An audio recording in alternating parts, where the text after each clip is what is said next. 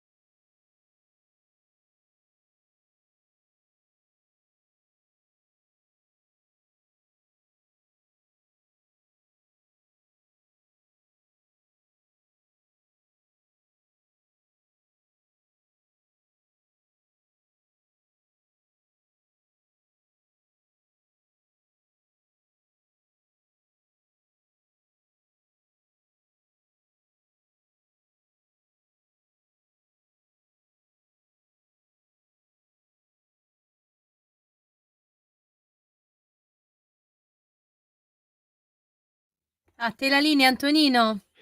Grazie cara Sveva, avete riconosciuto probabilmente le voci di una serie di giganti della commedia all'italiana degli anni 70, Lino Banfi, Mario Carotenuto, Alvaro Vitali, Renzo Montagnani e soprattutto lei doppiata, perché era di origini tedesche, Nadia Cassini, che se n'è andata quest'oggi a 76 anni in quel di Reggio Calabria, un pezzo della storia del cinema italiano, cinema vero, non cinema che è stato vergognosamente disprezzato negli anni 80 e che è stato relegato semplicemente al ruolo di commediaccia di serie B, che in realtà era erede delle Atellane, le Atellane che più di 2000 anni fa divertivano i latini, divertivano i romani e non solo.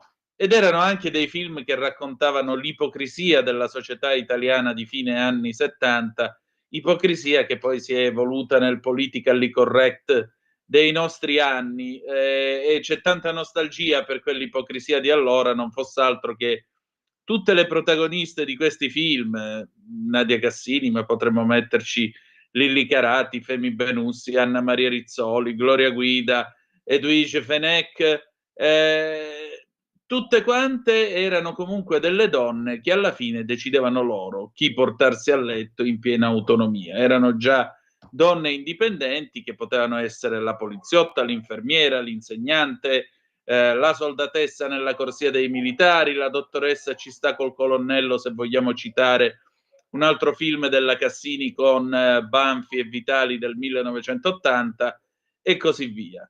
Insomma, probabilmente qualcuno tra voi che ha sperimentato la gioia di andare al cinema a quel tempo, quei cinema d'estate che avevano questo odore di polvere, le sedie di legno che facevano rumore quando ci si alzava, beh, quel senso di estate, di giovinezza, di gioventù, di allegria, che ora non c'è più. Che ora non c'è più perché film del genere non si possono assolutamente più fare, perché se no poi ti trovi il picchetto davanti al cinema e figuriamoci anche solo provare a girarlo un film così adesso. Vabbè, amiche e amici miei, ma non dell'avventura, buonasera, siete sulle magiche onde di Radio Libertà. Antonino Danna al microfono con voi, questa è la puntata numero 960 di oggi, mercoledì 19 marzo dell'anno del Signore 2025. Siamo, ne mancano 40 per quota 1000. Cominciamo ricordandovi: date il sangue, in ospedale serve sempre, salverete vite umane, chi salva una vita umana salva il mondo intero. Secondo appello, radiolibertà.net, fesso chi non lo legge, perché vi perdete un bellissimo giornale online, mi raccomando, accorrete numerosi. I nostri soliti recapiti: 340 670 9659 per le vostre zappe o WhatsApp, oppure 029294 7222 quando lo dirò io per il telefono. Ma adesso, cara Sveva, intanto buon lavoro anche a te. Se sei pronta possiamo andare con il Qui Parlamento prima di tutto, perché siamo un po' in ritardo, quindi il diritto al rovescio lo diamo dopo alle 19.05.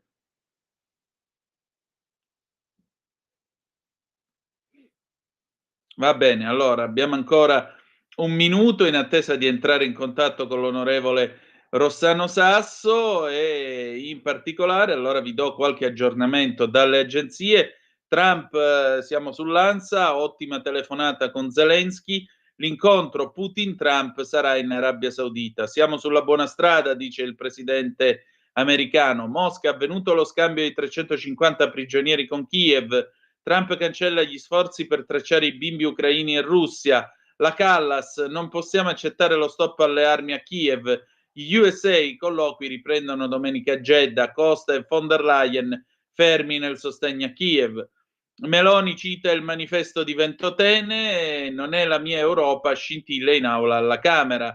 Ancora, Elkan, senza Stellantis l'auto sarebbe scomparsa. Attacco di Lega e Calenda, si scusi. Scusate, la rileggo. Elkan, senza Stellantis l'auto sarebbe scomparsa.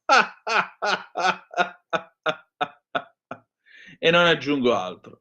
L'anniversario, 70 anni di Pino Daniele, Anima Blues, esce a sorpresa l'inedito Una parte di me. Risorgono poi due simboli di Ercolano, riapre un cold case, il ministro Giuli ha ricevuto un finanziamento, il supporto del Packard, investimento da 45 milioni grazie al supporto del Packard. Allora, il problema è che l'onorevole Sasso, ora vi spiego, c'è un po' di bagarre in aula dopo tutto quello che è successo stamattina, per cui chiaramente l'onorevole Sasso ci ha chiesto di posticipare dopo le 18.30 il Qui Parlamento, per cui Sveva, facciamo una bella cosa, intanto apriamo il telefono 0292947222 e poi, se sei pronta, possiamo mandare il diritto e rovescio a questo punto, perché così diamo spazio a lui, l'implacabile direttore di Italia Oggi, Pierluigi Magnaschi. Quando sei pronta, vai pure.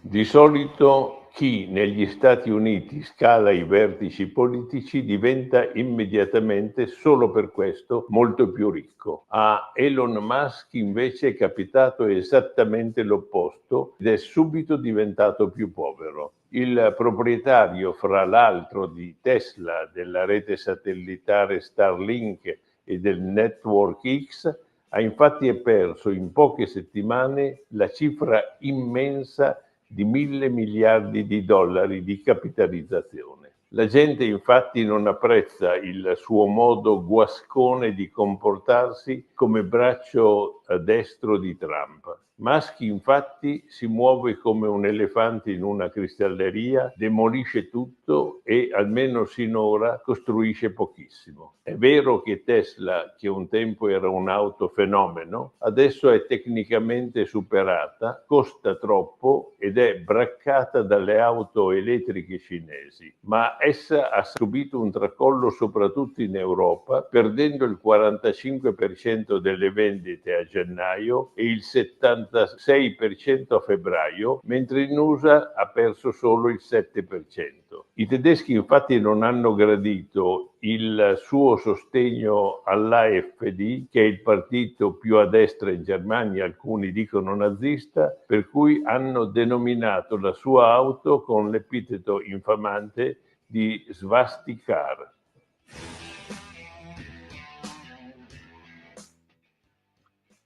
Come potete sentire, insomma, diciamo che Pierluigi Magnaschi racconta appunto questo fatto che in Germania abbiano chiamato la Tesla Svastikar.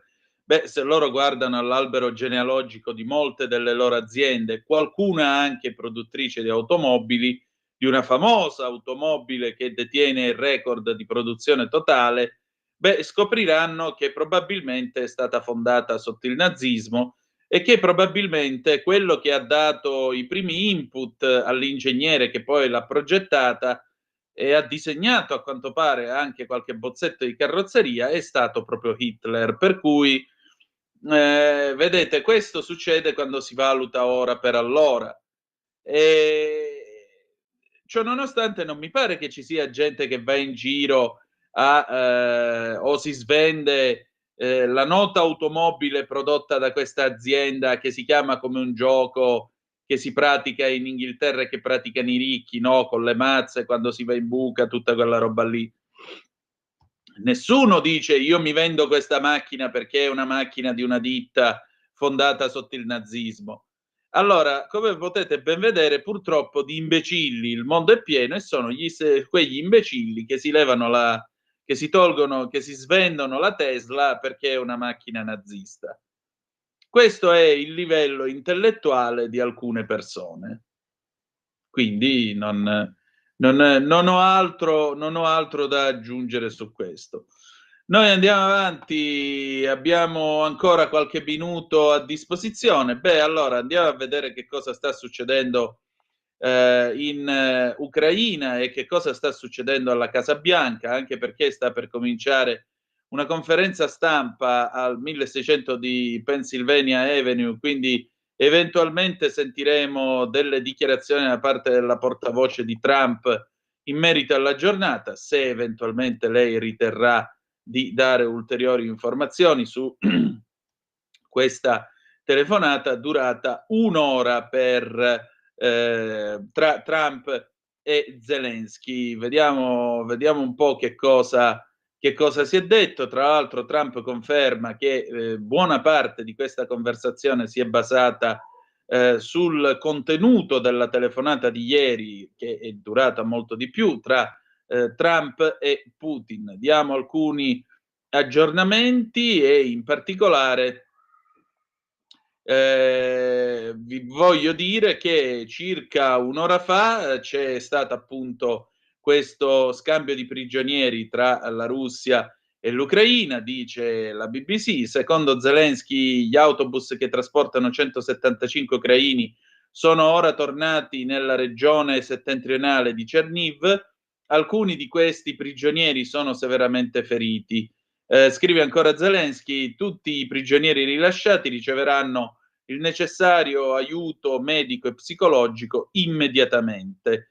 Zelensky ha anche detto che questo è stato uno dei più grossi scambi di prigionieri tra Russia e Ucraina. Nel frattempo, a quanto pare, malgrado appunto ci sia stato questo cessate il fuoco per quanto riguarda le infrastrutture energetiche e per quanto riguarda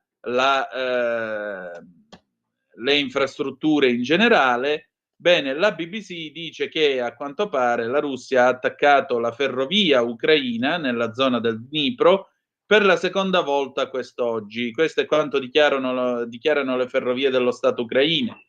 In un post su Telegram l'azienda che si chiama Ukralisnishtia ha detto che 4 ferrovieri sono stati feriti, 2 seriamente. L'attacco è stato preceduto da un missile. La BBC però non è stata in grado di verificare in maniera indipendente queste dichiarazioni. A proposito della telefonata invece tra Trump e Zelensky, Trump ha scritto un post sul suo account Truth e Trump ha descritto la telefonata come molto buona e sarebbe durata circa un'ora. Scrive ancora Trump, molta della conversazione si è basata sulla telefonata che ho fatto ieri al presidente Putin allo scopo di allineare sia la Russia che l'Ucraina in merito alle loro richieste e ai loro bisogni. Noi siamo abbastanza sulla giusta strada, aggiunge anche Trump. Trump ha pure aggiunto che ha chiesto al segretario di Stato Marco Rubio e al National Security Advisor Mike Waltz di dare una descrizione accurata dei punti che sono stati discussi. E a breve ci sarà, tra l'altro, un'ulteriore dichiarazione che verrà rilasciata dalla Casa Bianca. Quindi stiamo attendendo un ulteriore comunicato stampa che dovrebbe ulteriormente illustrare, insomma, lo stato delle cose e naturalmente l'evoluzione verso, si spera, un cessate il fuoco totale e in particolare la fine di questa guerra. La fine di questa guerra è l'instaurazione di una pace duratura, come ambo le parti chiedono insistentemente, o comunque hanno detto di desiderare, insomma, queste sono le dichiarazioni che le parti hanno rilasciato in questi giorni e ci auguriamo sinceramente che questa pace possa arrivare al più presto, che è la cosa più importante. Per il momento non abbiamo aggiornamenti per quanto riguarda la conferenza stampa che dovrebbe essere cominciata in quel della Casa Bianca per sapere un pochettino che cosa è successo e di che cosa si è discusso nella conversazione tra Trump e Zelensky, per cui noi ora facciamo un salto dall'oceano, dall'altro lato dell'Oceano Atlantico, torniamo in Italia e nel tornare in Italia andiamo a vedere appunto la questione Elkann, senza Stellantis l'auto sarebbe scomparsa, la Lega si scusi con i lavoratori. Vediamo un po' che cosa è successo, come scrive l'agenzia ANSA e diamo un'occhiatina alle ultime news. Nel frattempo ci auguriamo che in aula il trambusto sia quantomeno un po' scemato in modo tale da poter avere l'onorevole Rossano Sasso a breve, in modo tale da discutere anche del tema del giorno, di questa statua walk in quel di Firenze che francamente ha causato non poche polemiche e discussioni. Allora, sentite qui che cosa batte l'ANSA. Ci siamo preparati all'audizione di oggi con grande attenzione perché per noi l'Italia ricopre un ruolo centrale. Di questa nostra lunga storia, la storia della Fiat, che ora è diventata Stellantis, noi siamo, io personalmente lo sono, molto orgoglioso. Lo ha detto il presidente di Stellantis, John Elkann, in Parlamento. Intervengo come responsabile della gestione operativa di Stellantis, incarico che ho ricevuto dal CDA lo scorso 2 dicembre 2024 a seguito delle dimissioni di Carlos Tavares. La sua successione sta procedendo secondo i tempi stabiliti. Il nuovo CEO di Stellantis sarà annunciato entro la prima metà dell'anno. L'Italia per Fiat e Fiat per l'Italia, detto Elkann, hanno rappresentato e significano tuttora molto. Industria, lavoro, sviluppo, innovazione, ma anche solidarietà, cultura, responsabilità, progresso sociale. Di questa nostra lunga storia, la storia della Fiat che ora è diventata Stellantis, noi siamo, io personalmente sono molto orgoglioso. Non è un fatto scontato, considerato che meno dell'1% delle aziende fondate all'inizio del Novecento risultano ancora in vita. E se tra poco vi parlerò di investimenti, nuovi modelli e tecnologie avanzate, significa che questa forza, questa volontà di progresso e coraggio di guardare al futuro sono sempre presenti. Nel 2003, quando morì mio nonno Gianni Agnelli, la Fiat Auto fatturava 20 miliardi di euro e ne perdeva 2. Con i suoi 4 marchi vendeva 1.700.000 veicoli, di cui quasi la metà in Italia, ed era fuori dalla top 10 dei costruttori mondiali. Molti parlavano nel 2004 della Fiat come un'azienda spacciata, fallita o da nazionalizzare. Nonostante la situazione drammatica, la mia famiglia si è assunta la responsabilità di difendere l'azienda e chi ci lavorava, investendo nuove risorse e mettendo le basi per il rilancio. Grazie al lavoro delle tante persone della Fiat e con Sergio Marchionne riuscimmo a risanare l'azienda e soprattutto a darle un ruolo da protagonista nel panorama mondiale dell'auto. Elkann ha ricordato che oggi Stellantis è quarto costruttore al mondo, redditizio, fattura 157 miliardi. Con i suoi 14 marchi vende 5 milioni e mezzo di veicoli, di cui meno della metà in Europa. 20 anni fa lottavamo per la sopravvivenza, oggi siamo tra i primi costruttori al mondo. Di questo straordinario percorso di sviluppo l'Italia e gli italiani hanno avuto grande merito e a tutto il paese va la nostra gratitudine. In questi 20 anni l'azienda ha pagato direttamente 14 miliardi di imposte all'erario. Se si tiene conto anche il gettito IVA e le imposte versate per conto dei dipendenti, questo valore sale a 32,2. La spesa per investimenti e ricerca e sviluppo in Italia è stata pari a 53 miliardi, a fronte di contributi pubblici pari a 1 miliardo, un rapporto fra dare e avere di 50-1. Aggiungo un dato molto importante: Stellantis nel 24 è stato il gruppo che ha depositato più brevetti industriali in Italia. Ogni brevetto non è solo un numero, ma un passo avanti nell'innovazione tecnologica del paese. L'Italia e la Fiat, oggi Stellantis, sono cresciute insieme. Spero che da oggi il bilancio dare-avere tra paese e aziende non sia più un tema divisivo, ma un'opportunità per continuare questo percorso virtuoso insieme che dura da 125 anni, orgogliosamente con l'Italia. Sveva, per favore, chiama intanto Paola D'Amico e l'ospite, che poi per il Qui Parlamento ci aggiorniamo, non ti preoccupare, in modo tale da poter continuare con la nostra trasmissione. Purtroppo stasera la situazione politica ha rallentato e ritardato il Qui Parlamento. Allora, vi stavo dicendo,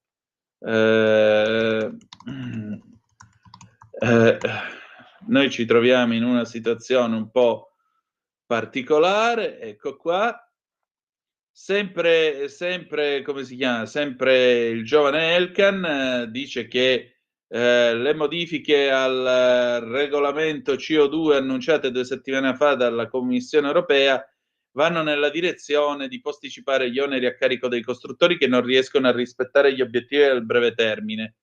E aggiunge: si tratta tuttavia di interventi di corto respiro che non danno la necessaria certezza al mercato. In ACEA, l'Associazione Europea dei Costruttori di cui facciamo parte, CLEPA, che riunisce i fornitori automotive europei, auspichiamo di trovare il punto di sintesi capace di conciliare la sostenibilità ambientale con quella economica e sociale. E allora,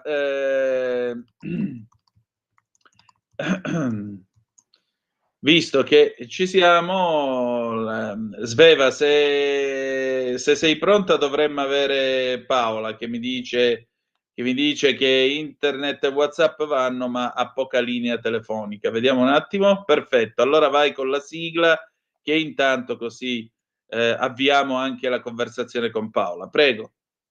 L'amica degli animali con Paola D'Amico. Paola carissima, ci sei? Sì, Antonino, ci sono e ti sento. Spero che abbiate trovato anche Guido Pinoli. Sveva sta cercando. Lo abbiamo. Ce l'abbiamo? Benissimo. Buonasera anche al io... nostro Guido. Buonasera a Ciao, tutti. Guido. E allora Paola, presenta il nostro gradito ospite. Allora, Grazie a voi e buonasera agli ascoltatori. Ben trovato. Prego, Paola. Io introduco Guido, poi vi lascio le sue mani, dovesse cadermi la linea. Allora, Guido Pinoli è naturalista, un grande esperto di mondo della natura e del mondo animale, ma soprattutto è noto, è già stato con noi, perché da tanti anni, più di 10 anni, si sta occupando dei falchi Giulia e Gio che vivono nel sottotetto del Pirelloni, il grattacielo Pirelli, quindi del grattacielo Luigi Ponti. E è una storia bellissima perché Guido, chiamato, come ricordate, da alcuni operatori tecnici durante un controllo, diciamo, di quei sottotetti, delle questioni tecnologiche, capì che là sotto c'era vita. E adesso Giulia e Gio hanno ripreso a formare una nuova famiglia. Giulia ha già posato 3 uova, se non sbaglio, poi mi corregge Guido. Sì. Questo è un momento magico perché poi sotto Pasqua nasceranno i pulli, ma prima di lasciare la parola a Guido, ricordiamoci che Guido si occupa anche dei rondoni, delle colonie di rondoni, e la scorsa settimana ha invitato a Milano Anna Giordano, una donna straordinaria nata a Milano che poi si è trasferita in Sicilia, che da 50 anni fa lotta contro il bracconaggio, diciamo forse più quasi 50 anni, e è una nostra coetanea, e è venuta a Milano per la prima volta a parlare, grazie a Guido e alla sua associazione, a un gruppo, a una sfollatissima, diciamo, a tanta gente appassionata di natura, e ha raccontato quello che stanno facendo attualmente, quello che hanno fatto in questi anni. Quindi diciamo che Guido è veramente il nostro uomo sul fronte del mondo selvatico e ci può far capire la bellezza, la straordinarietà di questi animali selvatici che vivono anche nelle nostre città. Grazie Guido per essere con noi, grazie Antonino per averci dato spazio e grazie anche a Sveva in regia. A voi la parola. Grazie a voi, sono disponibile. Prego Guido, e allora? Allora, beh, innanzitutto grazie di questo spazio nell'etere, nell'aria, che è un po' l'ambiente di vita degli uccelli, no? Gli uccelli hanno tante forme e in città però ce n'è parecchi, ma non sono qua a caso, no? Non è che usano questi ambienti, ma proprio li scelgono, è proprio il caso sia del falco pellegrino che dei rondoni. Tra loro, tra l'altro, c'è un rapporto continuo perché il falco pellegrino è un predatore e lui si nutre solo di uccelli che cattura al volo. Ma quali sono gli uccelli che trova più facilmente in aria? In primavera sono i rondoni, perché i rondoni sono degli straordinari volatori, vivono, dormono volando, e proprio 10 minuti fa mi è arrivata la notizia da uno dei nostri volontari di Selvatica Milano che sono arrivati nel centro di Milano. Stiamo facendo un monitoraggio attorno a Palazzo Marino, perché Palazzo Marino ospita una bellissima colonia di rondone pallido, che è una specie particolare, e ci sono stati una serie di lavori, e ce n'è tuttora, e in piazza San Fedele c'è una grande cantiere in attività, e lì stiamo monitorando perché in accordo con il comune, con il garante animali, appena i rondoni torneranno sulla parete a nidificare, tireremo giù il telo per far spazio all'ingresso di queste specie. Dicevo però del falco pellegrino. In questo momento, in questi giorni, Giulia, che è la mamma, la moglie di Gio, quindi la capofamiglia di questa lunga storia d'amore e di vita sul Pirelli, è proprio lì che cova queste 3 uova. Pensate anche ieri quanto faceva freddo, oggi un po' meno, ma insomma la situazione è che questi animali in questo momento stanno già coltivando delle nuove vite, tenendo al caldo queste uova con gli embrioni dentro che stanno crescendo, quindi nello spazio rumoroso della città ci sono diverse forme di vita che sono già sul nido a produrre la prole per questa primavera. Quindi questo è una prima parte di racconto. Certamente i falchi pellegrini sono specie sensazionali, molto particolari e molto adattabili ecologicamente. Per stare in città quali sono i segreti? Trovare un posto adatto per fare il nido, e più semplice è il nido che devo fare e più troverò luogo per farlo, e poi avere del nutrimento che trovo in città o immediatamente fuori. Vi racconto solo un caso particolare, poi termino questo primo speech.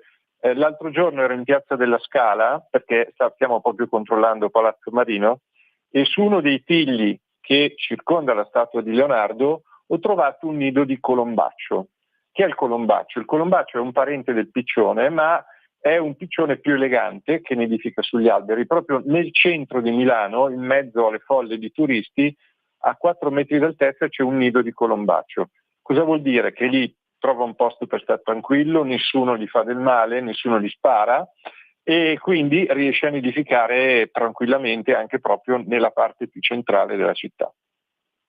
Meraviglioso. Ma una domanda, visto che dopodomani è primavera, una rondine o un rondone la fanno sta primavera oppure no? La domanda sembra banale, ma non lo è.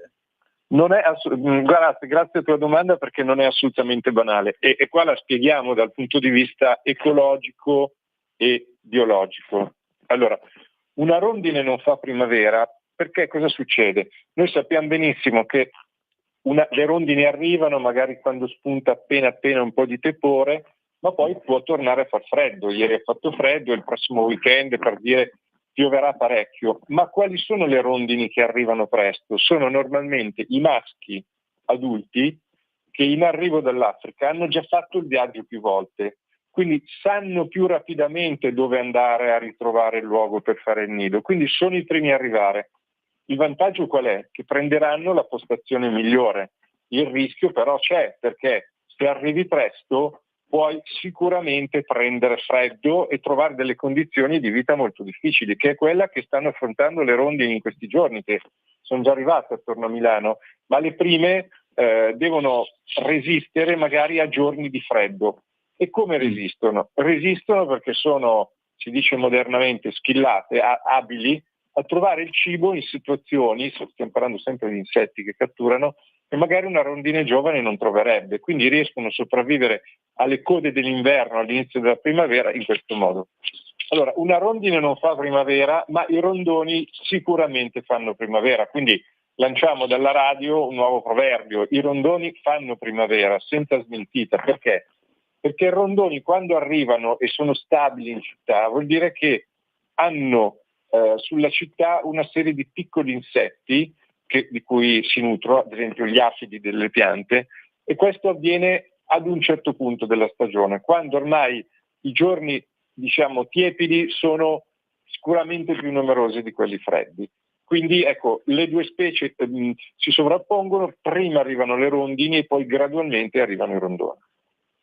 Certo. Ecco, un'altra cosa da dire a proposito di Giulia e Joe lassù sul Pirellone. Il clima appunto non è stato dei migliori. Come fanno questi uccelli a sopravvivere a un clima del genere?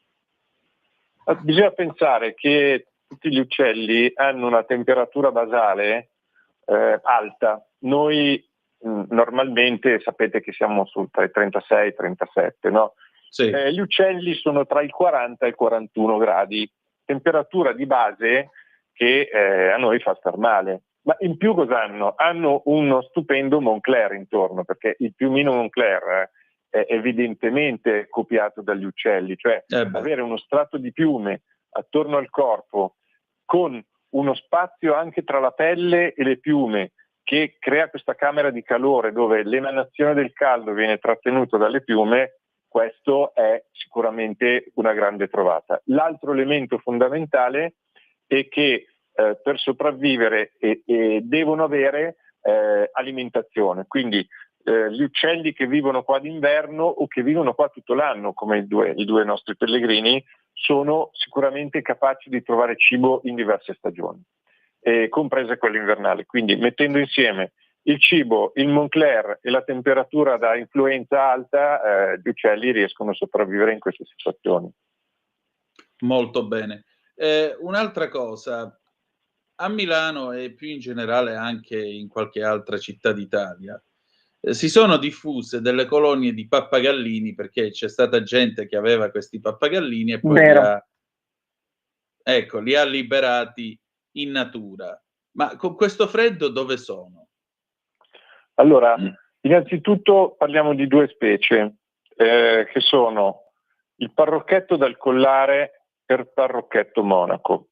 A Milano la specie che ormai tutti vedono un po' in tutta la città è il parrocchetto dal collare. Allora, diciamo subito che tutte queste specie che arrivano, che magari da un lato fanno un po' allegria, ho visto il pappagallo che gira. In realtà sono specie cosiddette invasive dalla scienza, non sono specie la cui presenza è un elemento positivo per l'ecosistema, perché loro sono molto competitive da un punto di vista alimentare e delle cavità di nidificazione. Qua veniamo a parlare un attimo del parrocchetto dal collare. Il parrocchetto dal collare è una specie estremamente abile, ha un volo potente, si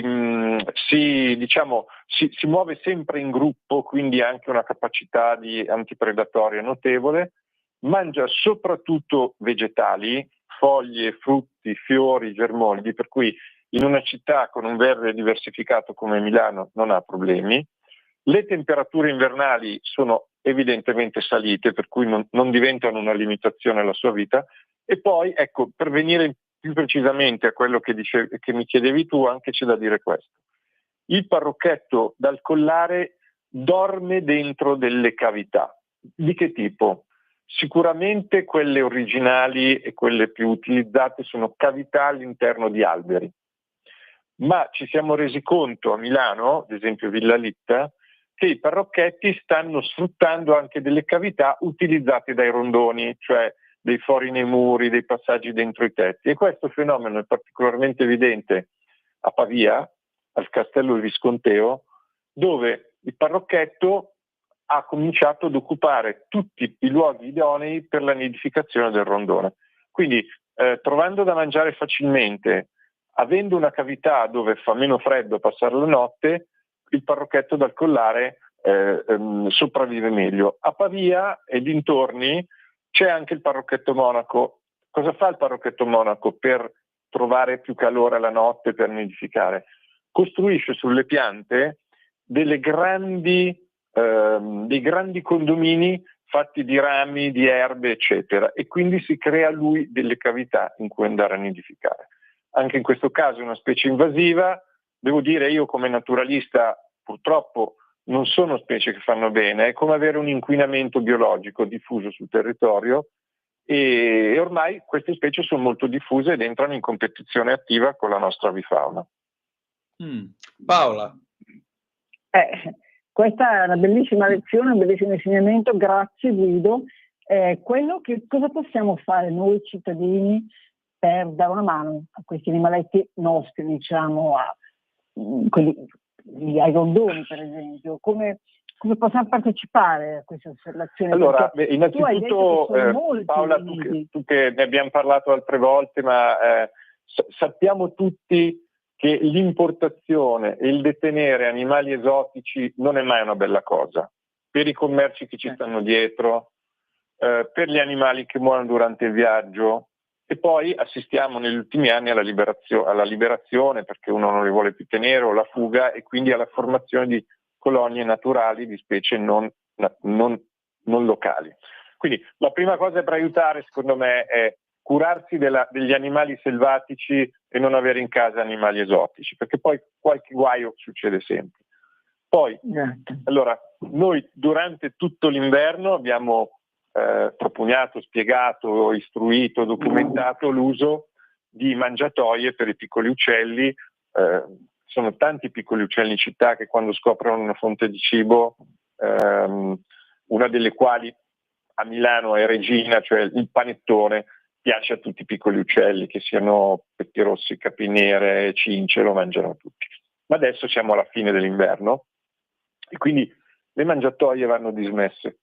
Allora, quello che noi adesso come piccolo gruppo d'azione che si chiama Selvatica Milano stiamo facendo è di continuare un monitoraggio delle colonie di rondini e di rondone in città.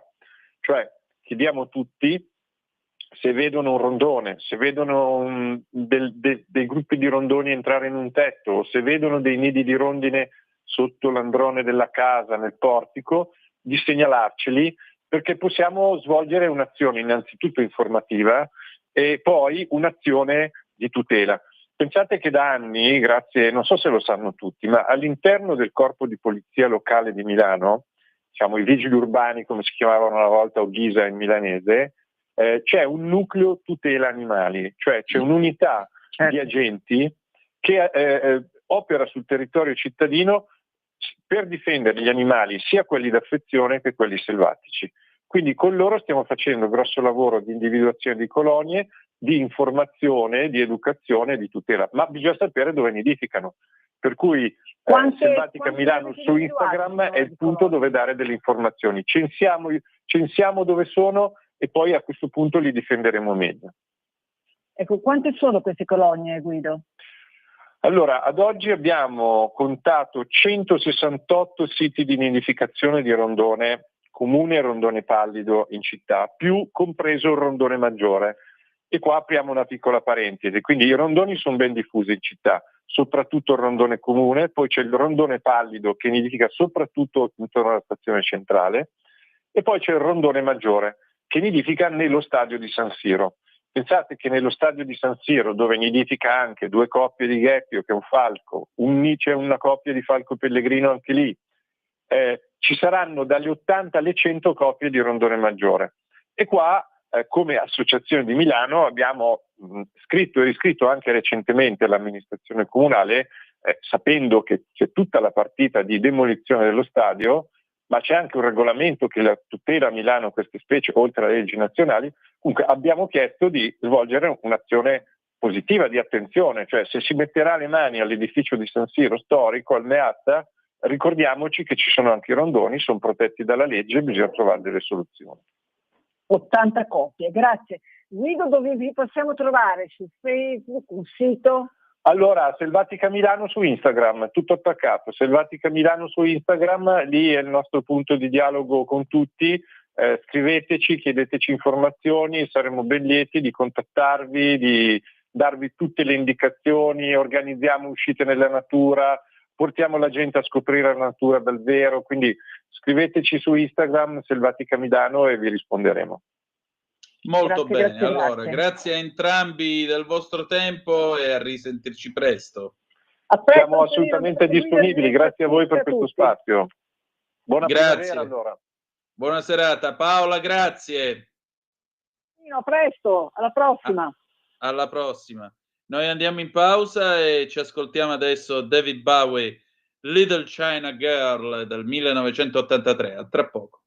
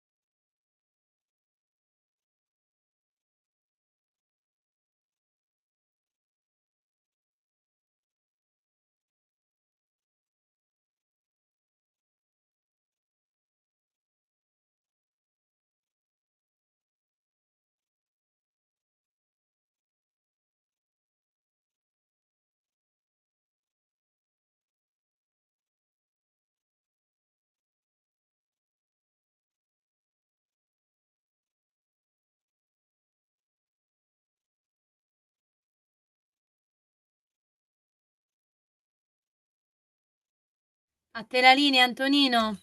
Grazie tante, cara Sveva, alle 19, 2 minuti e 16 secondi sulle magiche onde di Radio Libertà. Antonino Danna con voi e in particolare nell'essere qui con voi, ça va sans dire, è il momento di passare al nostro amico, oddio mio, Ruben Razzante, che sostituisce questa sera come si dice, che sostituisce questa sera Antonio Zennaro, il quale non sarà dei nostri per il semplice e banale motivo che ha avuto un contrattempo, quindi recuperiamo il nostro faccia a faccia di ieri sulla situazione politica italiana. Vai pure, Sveva, quando vuoi.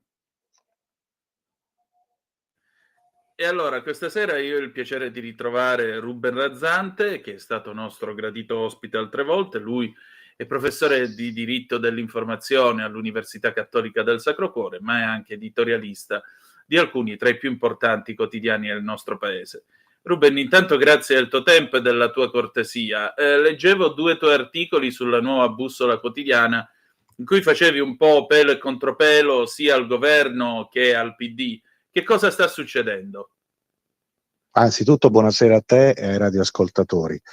C'è un riflesso della trasformazione in atto a livello geopolitico dopo l'elezione di Trump. Credo che si stiano percependo gli effetti di questa silenziosa, neppure troppo silenziosa rivoluzione geopolitica, e questo produce riflessi anche in Italia, riflessi di 2 tipi: scomposizione del quadro politico e incertezza su quelli che saranno i prossimi sviluppi, quelli che saranno poi le nuove aggregazioni, perché io credo che potrebbe anche determinarsi una ricomposizione su basi diverse. Giustamente dicevi, sia la sinistra che la destra non se la passano bene, perché hanno ovviamente dei problemi di identità, di coerenza con quello che hanno detto e fatto fino a 2 mesi fa. Partirei dal centrodestra. Sicuramente il governo Meloni gode di un credito popolare molto elevato, ha un consenso molto ampio, però gran parte delle fortune del governo Meloni si basano sulla inconsistenza e l'incapacità delle opposizioni di proporre una valida alternativa. Tanti scivoloni di ministri di questo governo stanno certamente danneggiando l'immagine dell'esecutivo, ma l'opposizione è molto divisa, è molto rissosa, è segnata da profonde contraddizioni, lacerata da profonde divisioni, per cui il governo può dormire sonni tranquilli da questo punto di vista, però è importante che la Meloni entri nell'ottica di allargare quello che molti definiscono il cerchio magico, anche perché sappiamo che la logica del cerchio magico non paga alla lunga, ne sa qualcosa Renzi, ne sa qualcosa Salvini, cioè sono comunque logiche autoreferenziali che alla lunga portano all'implosione della maggioranza. Per cui io, insomma, credo che stiamo assistendo a una fase del tutto nuova, dagli esiti imprevedibili, e le questioni geopolitiche determineranno i nuovi assetti sia a destra che a sinistra.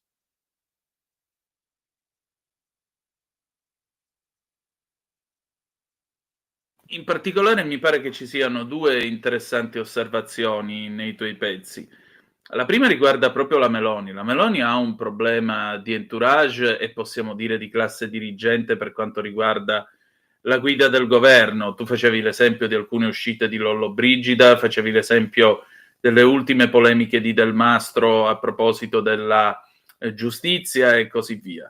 E poi c'è anche un altro fatto: la Meloni si trova anche a dover gestire 2 partiti, la Lega e Forza Italia, che non vogliono assolutamente restare nell'ombra, il che è già abbastanza impegnativo così.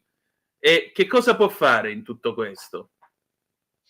La differenza tra le due coalizioni è proprio quella che dicevi tu, cioè il fatto che mentre nel centrodestra c'è una leadership consolidata e riconosciuta e fuori discussione ed è quella di Giorgia Meloni, a sinistra ci sono tanti aspiranti leader che però messi insieme non ne fanno uno, nel senso che sia la Schlein che Conte cercano di ritagliarsi uno spazio per guidare eventualmente la coalizione alle prossime elezioni, ma nessuno dei due ha il consenso necessario e sufficiente a determinare una leadership incontrastata e indiscussa. Quindi a sinistra ci sono ancora dei lavori in corso, no?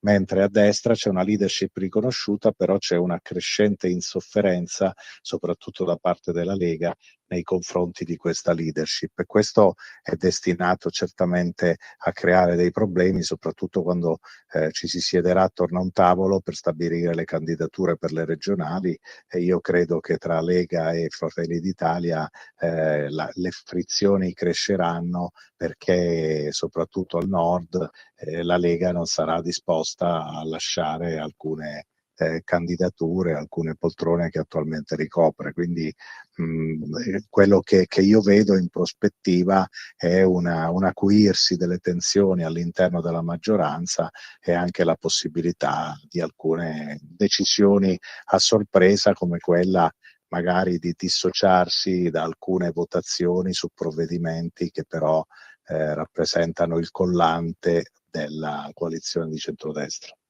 Ecco appunto, noi siamo in una situazione un po' particolare, tra l'altro. La Meloni deve conservare il suo rapporto con Trump. Dall'altro lato c'è un'Europa che vuole questa, come possiamo chiamarla, coalizione dei volenterosi, guidata peraltro da Starmer e Macron. Starmer, posso anche capirlo, è un premier, sia pure con molto poco gradimento ormai nel Regno Unito. Macron, uno che politicamente parlando ormai è finito, che però ancora si atteggia a capo indiscusso dell'Unione Europea, non fosse altro che lui dispone dell'arma atomica e della force de frappe che ha deciso di mettere a disposizione del vecchio continente. A riprova del fatto che ormai i rapporti di forza si giocano su altri tavoli e con altri criteri che non sono evidentemente quelli diplomatici. Dall'altro lato c'è la Lega, che è aperturista o comunque dialogante nei confronti della Russia. Ecco, mentre noi parliamo è in corso la telefonata tra Putin e Trump. In questo scenario l'Italia può avere possibilità di muoversi tra ambo le parti e soprattutto può trarne un vantaggio politico, secondo te? Fino a quando la discussione si mantiene sulla teoria, no? Come sta succedendo oggi anche nel dibattito al Senato, si dice noi non siamo per il riarmo dell'Europa, vogliamo semplicemente costruire una difesa comune, non vogliamo che i singoli stati investano in armi e vogliamo che gli Stati Uniti abbiano un ruolo anche nella definizione dei nuovi scenari e che quindi ci sia un dialogo tra Trump e l'Europa. Questo in linea di principio può andare bene fino a quando poi non si prendono delle decisioni concrete. E una decisione concreta è stata quella di mettere dei dazi da parte degli Stati Uniti. Un'altra decisione concreta è quella che l'Italia investa delle somme in armi, e quindi fino a quando la discussione si mantiene in linea teorica, gli equilibrismi della Meloni possono avere successo. Quando poi bisognerà intervenire concretamente e definire delle politiche con i soldi dei cittadini e quindi con delle scelte concrete che vanno a impattare sulla vita delle persone, io credo che lì saranno dolori, nel senso che sarà difficile che la Meloni possa conciliare l'appartenenza al fronte atlantico con la fedeltà europeista. La marcia che c'è stata sabato a Roma è indicativa di questo, cioè su questi temi ci sono delle alleanze trasversali che si possono creare e soprattutto c'è il fatto che un conto è difendere i confini nazionali, altra cosa è cedere ancora una volta a questa prospettiva di riarmo globale soltanto per consentire all'Europa di avere un'identità. Allora, questo tema dell'esercito europeo non si è mai fatto finora. Io credo che, stanti le condizioni economiche che ci sono attualmente nel vecchio continente, stante tutte le difficoltà di coesione e anche la maggioranza risicata che ha la von der Leyen, io non credo che ci siano le condizioni per fare tutto questo. Quindi non lo so, io sono molto dubbioso sul fatto che l'Italia possa avere un ruolo di leader e addirittura di cerniera tra l'Europa e gli Stati Uniti. Ecco, ma allora a maggior ragione, visto che tu stamattina scrivevi la Meloni non deve preferire il tirare al campare piuttosto che tirare le cuoia, tra l'altro frase di Giulio Andreotti, già che ci siamo. Certo, non l'ho voluto scrivere, ma chi lo sa se l'è ricordato. Insomma, io me la sono ricordata immediatamente. Ecco, a maggior ragione la domanda è: ma sto governo ce la fa ad arrivare fino in fondo al proprio mandato, alla durata del proprio mandato, e soprattutto quali risultati a questo punto può cogliere? Cioè, questo governo può governare, ce la fa a governare? Ma se fosse durata l'era Biden, certamente per la Meloni non ci sarebbero stati problemi e sarebbe andata avanti fino alla fine della legislatura, anche perché la guerra in Ucraina sarebbe andata avanti ancora a lungo e quindi l'Italia rappresentava l'alleato più fedele degli Stati Uniti in questa strategia comunque di sostegno, diciamo, quasi ideologico all'industria delle armi. Adesso che invece è cambiato il vento e che c'è un presidente degli Stati Uniti che queste guerre le può far cessare, le vuol far cessare, forse diciamo la posizione del governo Meloni è meno solida, perché è meno indispensabile rispetto all'era Biden, quando serviva necessariamente a Biden un presidio in Europa per continuare a portare avanti la guerra russo-ucraina. Adesso si è scomposto il clima, si è scomposto l'assetto geopolitico, è cambiato il clima, quindi io diciamo, se in caso di vittoria della Kamala Harris avrei scommesso ciecamente sul futuro di questo governo italiano e quindi della fine della legislatura, adesso sono un po' meno convinto. E quindi potremmo rivedere un governo Draghi, vista la sua riapparizione in Senato? Beh, sicuramente potrebbe succedere che insomma il governo italiano anche con questi trasversalismi che si stanno creando possa essere nel tempo meno solido. Poi mi pare che gli scivoloni di alcuni ministri, sottosegretari eccetera che ho citato prima certamente non giovano, no? E quindi perché dicevo la Meloni non deve tirare a campare? Perché deve anche rendersi conto che certamente lei ha una storia, una provenienza da un certo mondo, ma poi per governare il paese bisogna allargare, bisogna diventare attrattivi, bisogna diventare ecumenici, bisogna diventare meno sospettosi, soprattutto non ci si può fidare soltanto dei propri amici storici, bisogna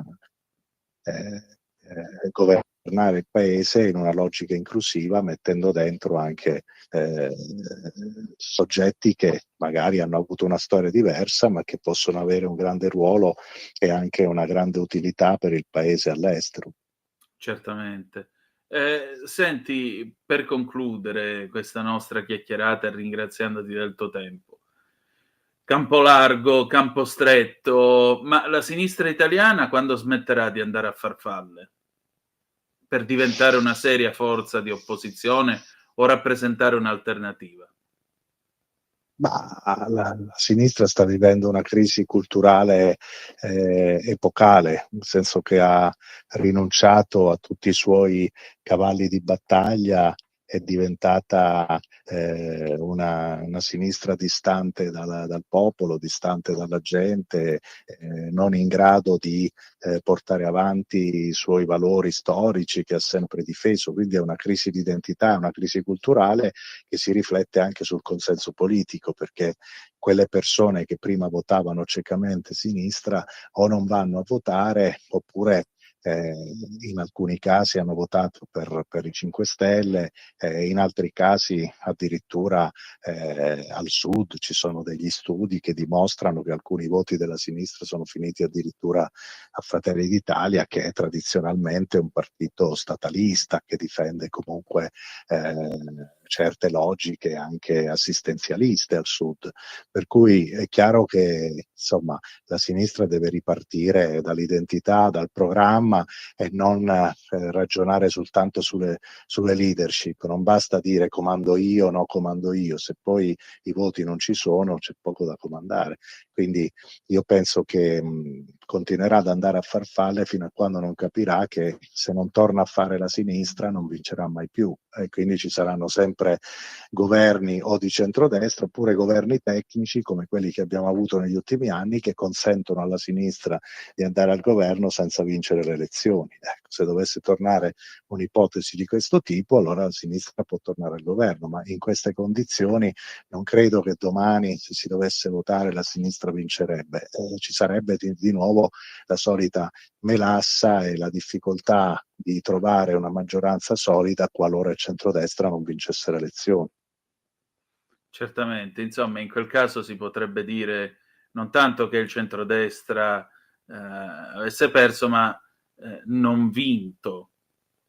Sì, soprattutto se tra Lega e Fratelli d'Italia, come io prevedo, esploderanno queste contraddizioni e soprattutto ci sarà una, diciamo, difficoltà a gestire la questione territoriale, perché ripeto, comunque Fratelli d'Italia è un partito che ha una storia di natura assistenzialista, è molto legato al settore pubblico, ai dipendenti pubblici, quindi difende una certa parte di popolazione che è radicata soprattutto nel centro-sud, mentre al nord si è aperta sicuramente ai valori dell'imprenditoria, ai valori del nord, però sicuramente questi valori sono storicamente interpretati dalla Lega negli ultimi 20 o 30 anni, e quindi adesso è in atto una sostituzione che però mi sembra più che altro una sostituzione di potere, nel senso che Fratelli d'Italia sta prendendo più voti della Lega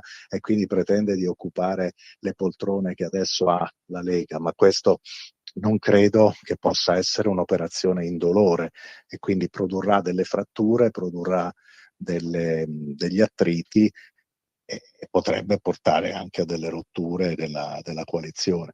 E la Lega su questo può recuperare voti? In questo caso? Indubbiamente adesso per Salvini si aprono molti più spazi con questo cambio, diciamo, geopolitico mondiale, perché comunque insomma lui ha sempre dimostrato di essere più diciamo aperto nelle interpretazioni sulla guerra russo-ucraina rispetto al blocco monolitico che c'era nel nostro paese fino a novembre, fino a prima che vincesse Trump. Quindi certamente si sono allargati gli spazi di manovra di Salvini, perché lui comunque ha sempre guardato anche alla Russia, a Putin in modo diverso rispetto a Fratelli d'Italia, e quindi con Trump ha sicuramente ottimi rapporti, non solo con Trump, anche con Musk, anche con insomma l'establishment americano, e poi soprattutto in Italia quando le cose vanno male la colpa viene data sempre al Presidente del Consiglio, cioè alla guida del paese. E quindi se dovessero esserci delle difficoltà a gestire le questioni di politica estera, le questioni relative ai migranti, le questioni economiche, Salvini potrebbe lucrare vantaggi in termini elettorali. Grazie. Grazie a te e buona serata ai radioascoltatori. Anche a te. Ehi tu, non trovi più il segnale di Radio Libertà sulla tua radio DAB? Come? È facile, tasto menu, poi scegli il tasto corrispondente alla ricerca automatica dei canali, attendi qualche minuto e tutte le stazioni DAB della tua zona saranno disponibili.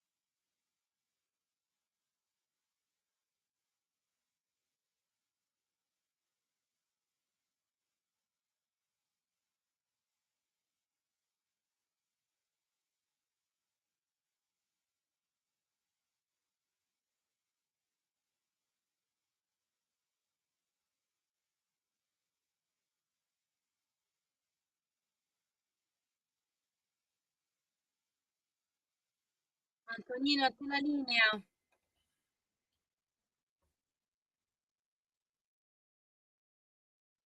Antonino, a te la linea.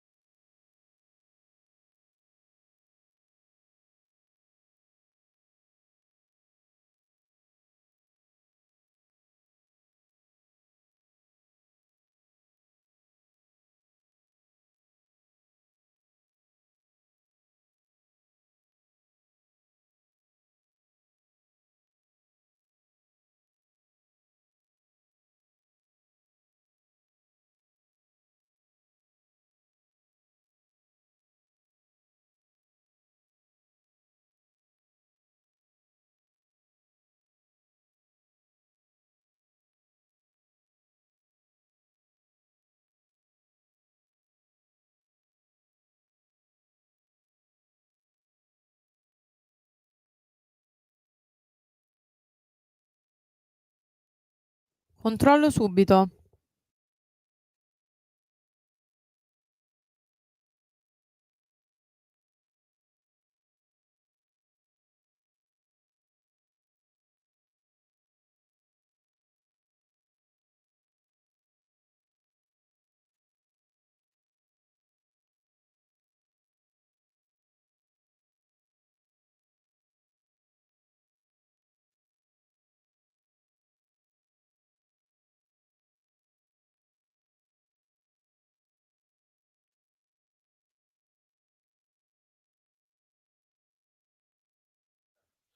Antonino, Sì. scusami se ti interrompo, c'è la poesia di Vito per la festa del papà.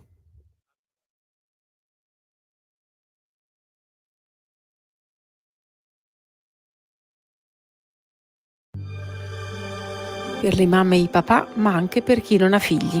Se volete ascoltarmi e parlare con me di pedagogia, attualità, società, costume, seguitemi su Radio Libertà. Largo ai bambini con Francesca Corbella ogni giovedì alle 16:35.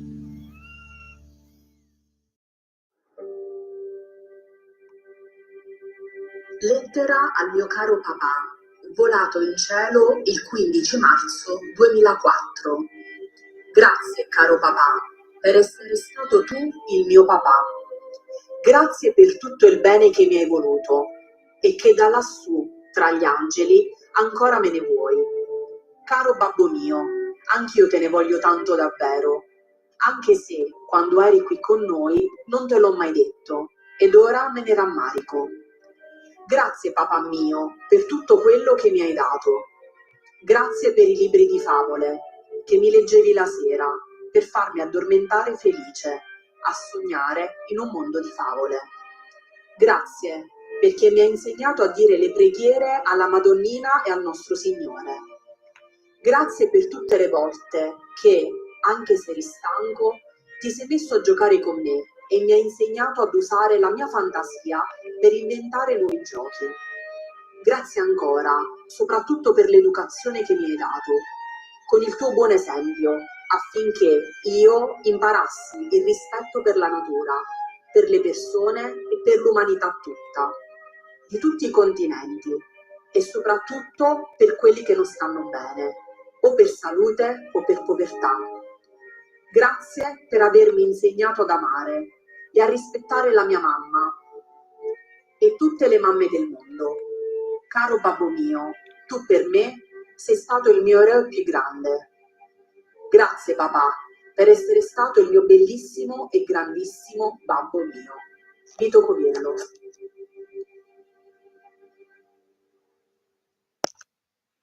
Questa però non era la voce di Vito. Chi è che ha letto questa bella poesia del nostro Vito Coviello? Ah, saperlo, ah, saperlo. Va bene, le 19:33 minuti e 24 secondi. Antonino Danna al microfono con voi qui a Zoom, il drive time in mezzo ai fatti. Sveva, allora io direi che potresti cominciare a entrare in contatto con l'onorevole Rossano Sasso, così arriviamo tranquilli, insomma, a recuperare anche il Qui Parlamento di questa sera. Gli chiederemo anche eventualmente un po' come vanno le cose in aula, come... Sì, dimmi. Sveva, dimmi tutto. No, Non eri... non ho detto nulla, soltanto che sto cercando di mettermi in Ah, contatto con perfetto, Rossano perfetto. No, Sasso. perché mi era sembrato tu avessi interloquito, No, non no, ti preoccupare. assolutamente. Adesso lo passiamo subito che mi ha risposto. Ah, benissimo. Allora sigla e andiamo con Qui Parlamento.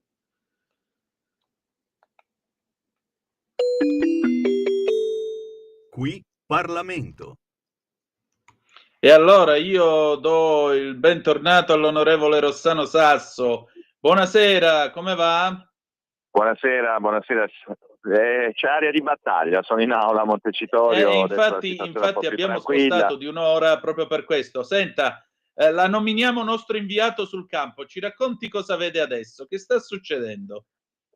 Vedo una natura morta, l'opposizione. Oddio Di santo. fronte a me in questo momento sono seduto al mio posto e quindi ho di fronte l'opposizione No, vabbè, scherzi a parte, c'è stato un dibattito molto acceso dove il nostro capogruppo Riccardo Molinari ha fatto uno di quei discorsi che rimarranno insomma nella cronaca parlamentare. Ovviamente siamo alla vigilia del Consiglio europeo, dove il Presidente del Consiglio Meloni porterà a Bruxelles anche il no della Lega a ogni ipotesi di esercito europeo e di riarmo europeo. La posizione della Lega è stata trionfante da questo punto di vista e il governo del centrodestra rispetterà gli elettori e i cittadini italiani che hanno votato non certo per prendere ordini, almeno in questo, da Ursula von der Leyen o per arricchire le industrie belliche francesi e tedesche, chiedendoci addirittura soldi di sforare il debito per 800 miliardi di euro. Come giustamente ha detto anche il nostro ministro dell'economia Giancarlo Giorgetti, non ci hanno mai concesso di fare debito per aumentare le pensioni, per aumentare i salari, per diminuire le tasse, per costruire più ospedali, ma per comprare armi per fare la guerra in Ucraina, sì, a noi questa Europa proprio non va giù. Però prendo atto che insomma tutta la maggioranza ha seguito la posizione della Lega in questo. Bene, questa è la cosa più importante. Tra l'altro batte adesso l'ANSA, via libera alla risoluzione della maggioranza sul Consiglio UE, Meloni contro l'Europa di ventottenne, non è la mia, dice la Premier, prima di citare alcuni passaggi del manifesto scritto nel 1941 da Altiero Spinelli ed Ernesto Rossi, parole che hanno provocato forti proteste delle opposizioni e 2 volte la sospensione della seduta. Ma Mi sì, spiace... ma perché ovviamente Prego. in mancanza di contenuti fanno la gazzarra, poi tra l'altro citano a sproposito il manifesto di ventottenne e poi si dicono favorevoli al riarmo. Qui oggi c'è stato un cortocircuito intellettuale, politico e culturale da far venire i brividi, ma questa è la nostra opposizione, per cui va bene così. Decisamente. Allora, parliamo invece del nostro tema di questa sera.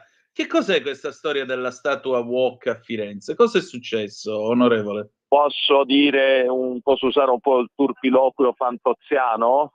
Prego. Per me la statua di Firenze Walk è una cagata pazzesca. Ecco, se ci fossero stati degli applausi in sottofondo stile Fantozzi li avrei uditi fino qui, ma è davvero qualcosa di osceno, però qualcosa di molto serio, perché è quella cancel culture che porta a delle, non so come definire, quello che mi chiedo è come mai la sovrintendenza della Regione Toscana, come tutte le sovrintendenze, sempre molto attente al centimetro del tavolino del bar, al balcone della casa prospiciente monumento artistico, questa volta abbia non solo non detto nulla, ma autorizzato una installazione di questa che per me non è un'opera d'arte, perché è una statua che in quel contesto, cioè Piazza della Signoria a Firenze, dove per intenderci c'è una copia del Davide di Michelangelo, dove ci sono altre statue e tutto il resto, mettono questa statua di 4 metri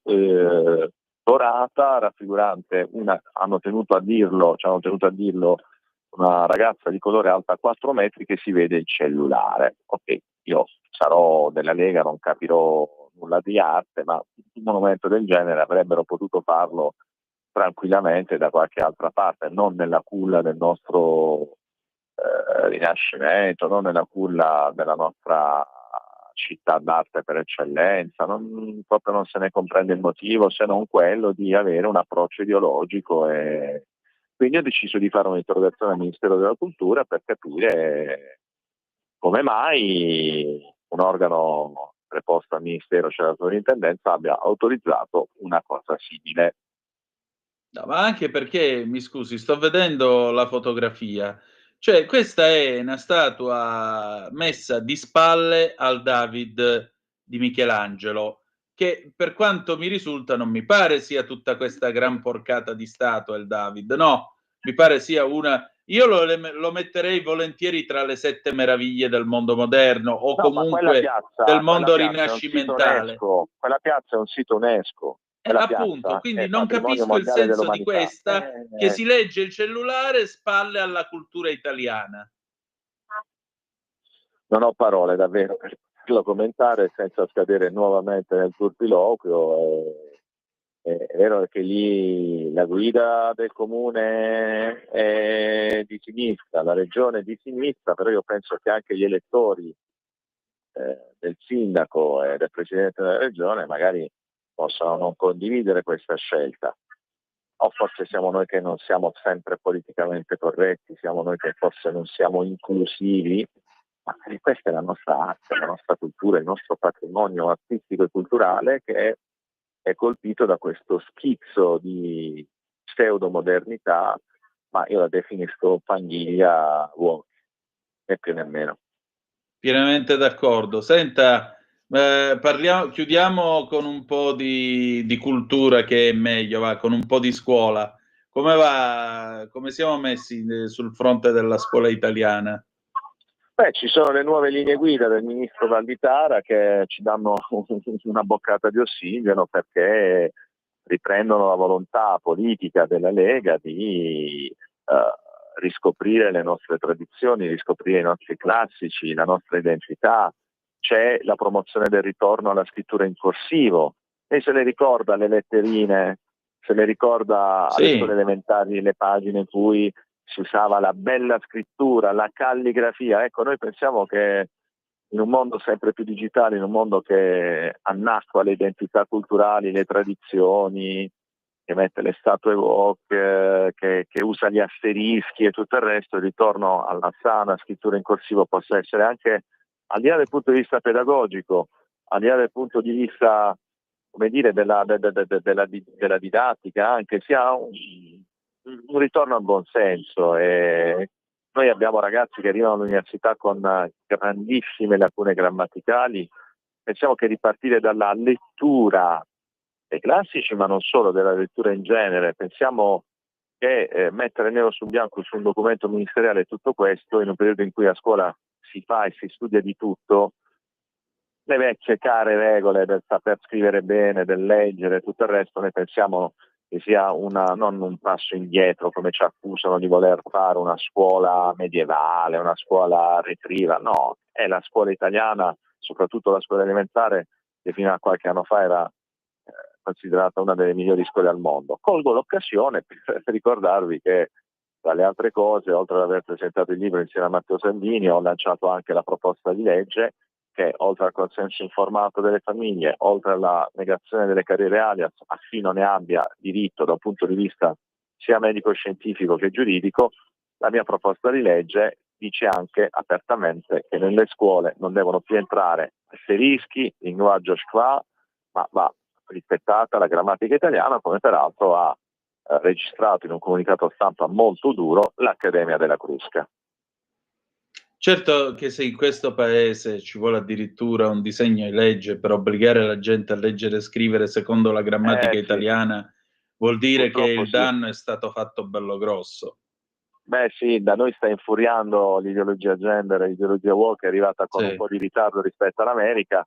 Speriamo che non passi ulteriore ritardo affinché questa roba venga debellata. Trump la disfrutta con il voto degli americani e adesso noi siamo nel pieno, abbiamo le scale arcobaleno a Verona, gli esami di teoria queer a Sassari, a Pavia l'associazione trans che si insinua nelle scuole elementari, a Carpi le scuole che adottano libri di testo in cui viene attaccato il ministro Salvini e beatificato Mimmo Lucano. Purtroppo c'è molto da battagliare. Dove non arrivano le pressioni culturali e politiche ci vogliono le norme. Purtroppo il buonsenso l'hanno violato da tempo a sinistra, l'hanno abbandonato da tempo.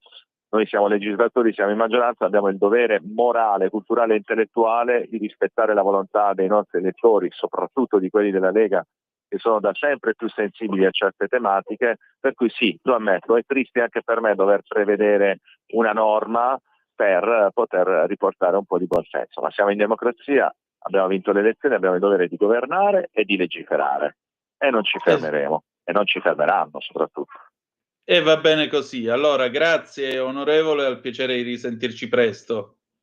Quando volete, buona serata e viva Radio Libertà. A lei, buon lavoro, grazie. Sigla.